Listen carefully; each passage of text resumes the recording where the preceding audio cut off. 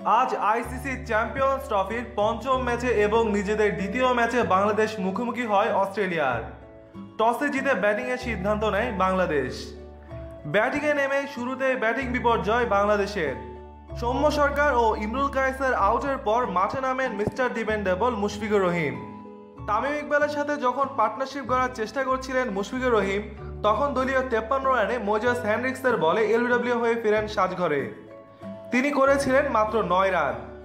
LBW জোরালো আবেদন করা হলে মুশফিকুর রহিমকে আউট দেওয়া হয়, কিন্তু পরবর্তীতে রিপ্লেতে দেখা যায় বলটি প্যাডে লাগার আগে ব্যাট টাচ করেছিল, অর্থাৎ এলবিডব্লিউর ডিসিশনটি ভুল ছিল। এত ভালো ইম্প্যাক্ট হওয়ার পরেও কেন মুশফিকুর রহিম নিজেও বুঝলেন না তা নিয়ে প্রশ্ন। যদি বুঝতে পারতেন তাহলে হয়তো রিভিউ নিতেন, আর রিভিউ নিলেই তিনি আউট হতেন না। উল্লেখ্য, মুশফিকুর রহিম বর্তমানে দুর্দান্ত ফর্মে ছিলেন।